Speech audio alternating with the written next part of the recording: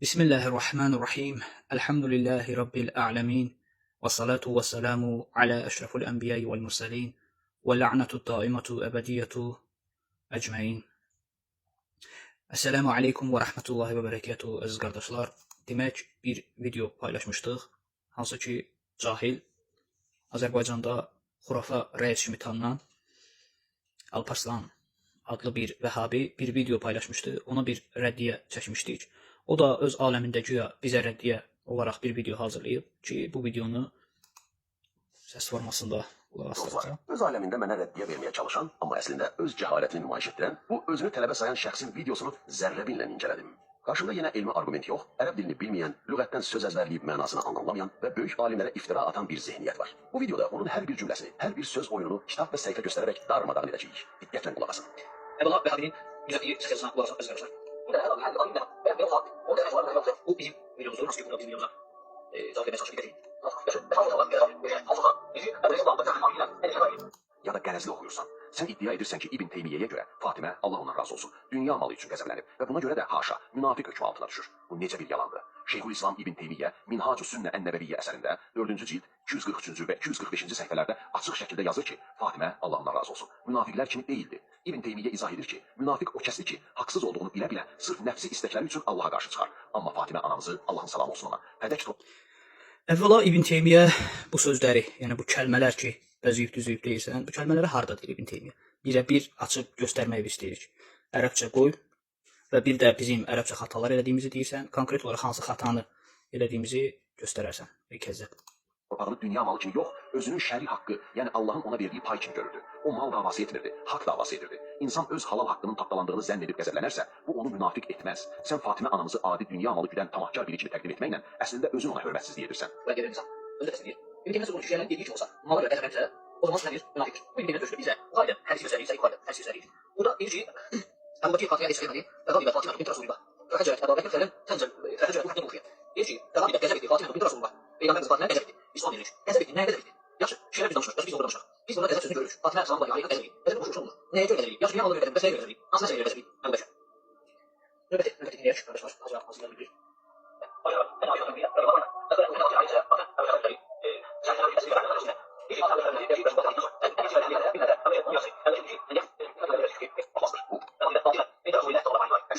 Gördüğünüz gibi ben qəzəb sözünü göstərirəm. Yəni qəzəb edib.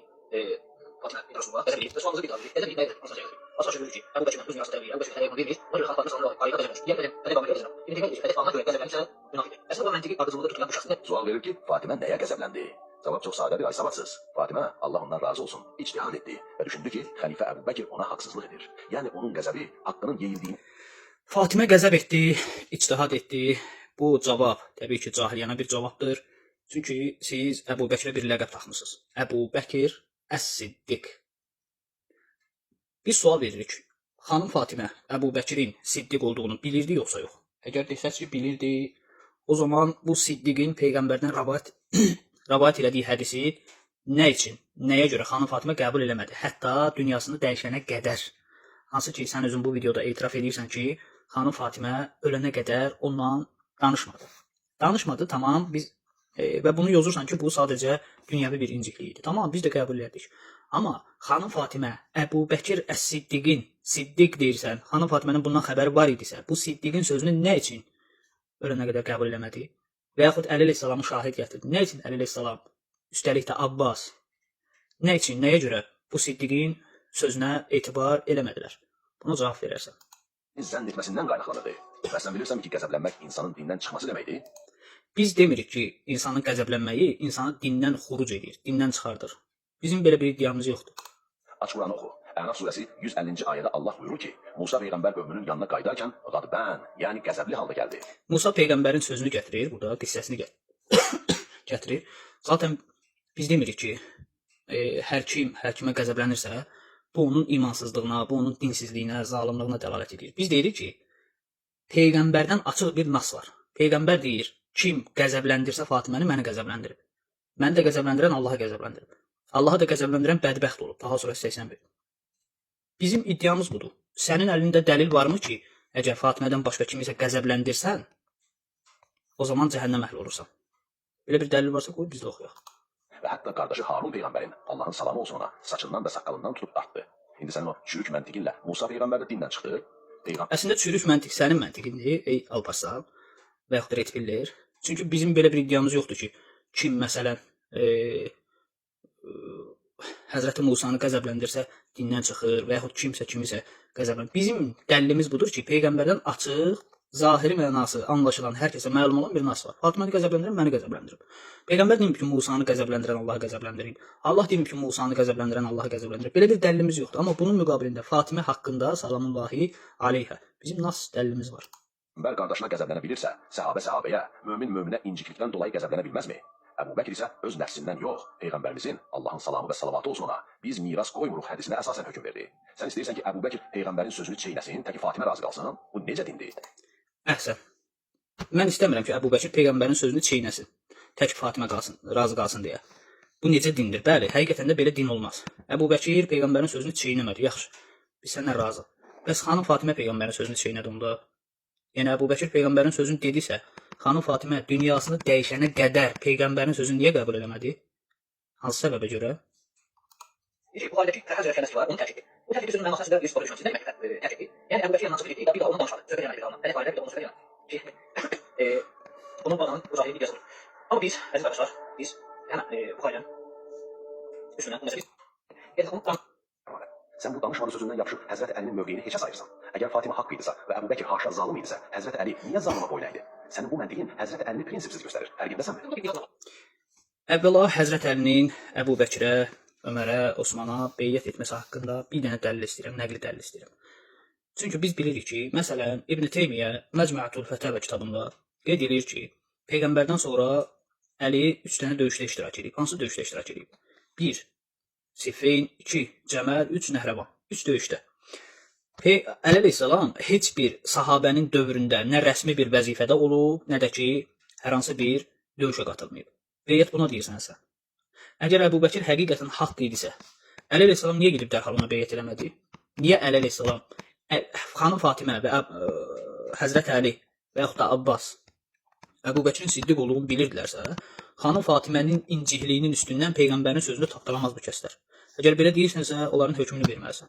Çünki sizin iddianız budur ki, Əbu Bəkir Peyğəmbərdən hədis rəvayət edirdi. Peyğəmbərdən hədis rəvayət edirsə, niyə bu 3 kəs Peyğəmbərin sözünü qəbul eləmirlər? Hətta 6 ay əleyhissalam bu məsələdə sizin iddianıza görə xanım Fatimədə ta ki dünyasını dəyişənə qədər.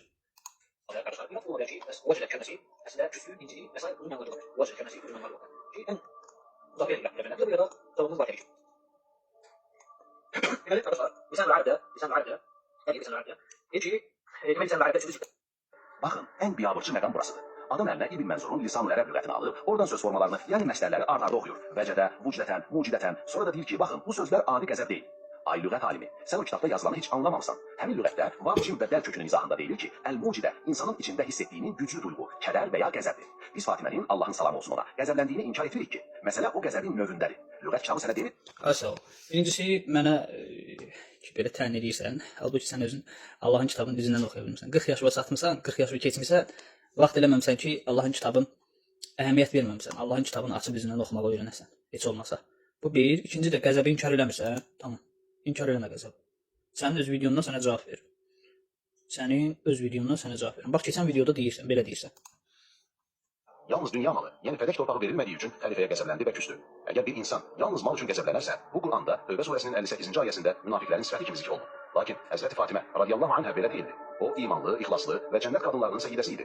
Yəni İbn Teymiyyə deyir ki, Fatimə sizin təsvir etdiyiniz kimi mal düşkünü deyildi. Siz isə Fatiməni zorla mal üçün küsən kimi göstərib, dolayısıyla onu bu ayənin hədəfinə özünüz gətirirsiniz.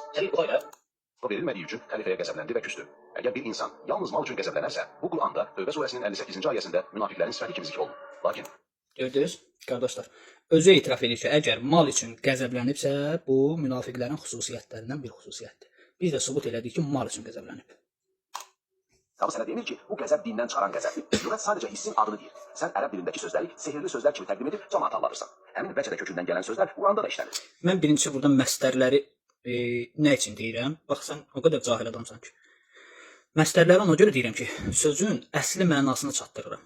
Yəni, vav, cim, dəl hərflərindən ibarət olan bu sözün bu əsli mənası nədir? Mən ona görə Lisan-ül Ərəbdən oxuyuram onu.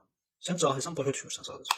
Məsələn, Yusif surəsində Yaqub peyğəmbərin kədəri haqqında. İndi Yaqub peyğəmbərə də söz atacaqsan. İndi Həcərin təhvil təhvil təhvil təhvil 3-cü Cərir 96 təhvil təhvil. Deməli baxın, burada müəyyən mövzuları danışır. Bəli çıxan ki, deyir ki, qada ləhu insanun el-a'mashu misl al-zuhri, qada bariqtu min al-a'mashi an yakuna misl al-zuhri. Bir nəfər ona deyir, yəni bir oyna, yəni bir oyna deyir. El-a'mash az-zuhri kimidir? Yəni onlar eyni səviyyədədirmi?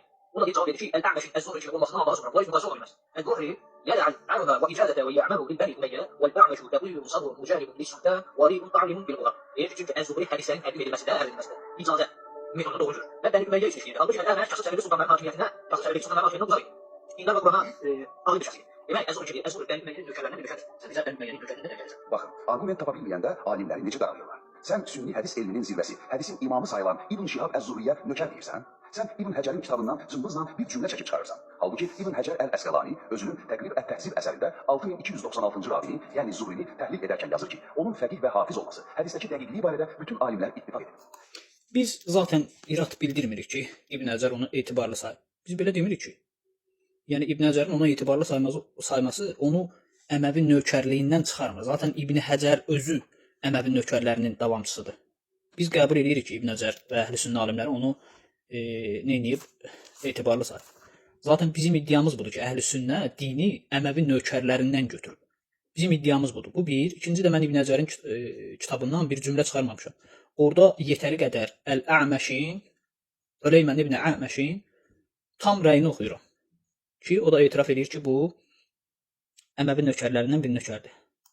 Sən bir sirracıq, bəlkə bilmirsən. Sənin nökər dediyin İbn Şihab əz-Zuhri sizin 4-cü imamınız İmam Zeynəl-Abidinin, yəni Əli ibn Hüseynin ən yaxın tələbəsi və dostu olub. Bu fakt sizin öz aliminiz Şeyx Tusinin Rical kitabında da var. İmam Səccad, Allah ondan razı olsun, Zuhriyə elmi sirlərini öyrədərdi. Sən Zuhrini qaralamaqla əslində İmam Səccadın tələbəsinə, onun dostuna dil uzadırsan. Sizin İndi yaxşı. Sənin bu sirri mən açdın, təşəkkür edirəm, çox gözəl sirri. Amma mən sənə sübut edirəm ki, kəzzab sənsin. Nə üçün kəzzabsan? Çünki Şeyx Tusinin kitabından bir şey oğurlayıb çıxartmısan. Bax, Şeyx Tusi, birinci Seyyid Xoyunun rəyini deyim. Seyyid Xoyu deyir ki, sünnə alimlərdəndir. Lakin rəvayətlərdən görünən budur ki, güya ki, o İmam Səccadı sevib.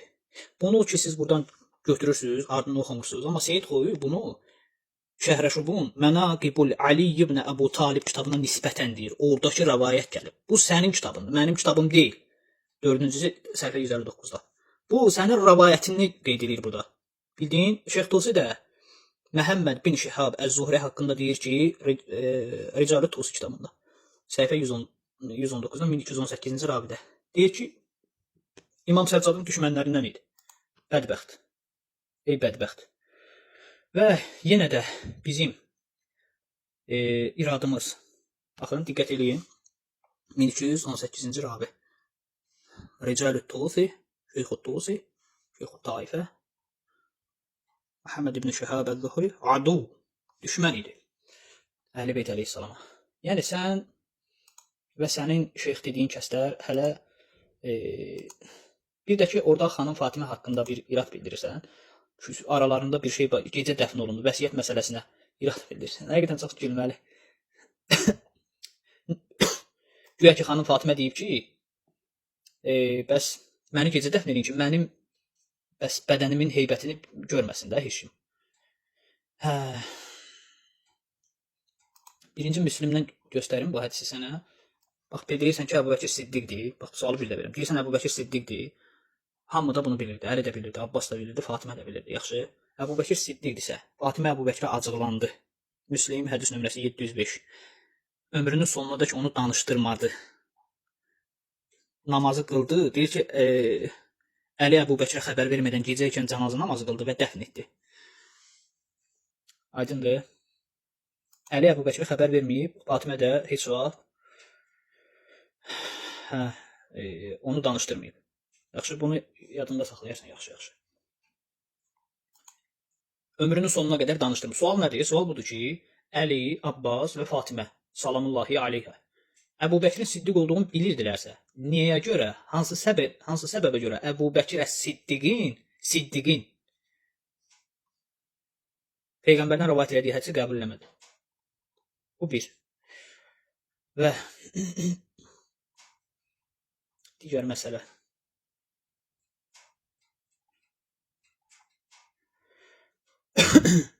Və dəfn məsələsinə də qaldıqda, dəfn məsələsinə mən sənə göstərərəm indi sən necə kəzib olduğu.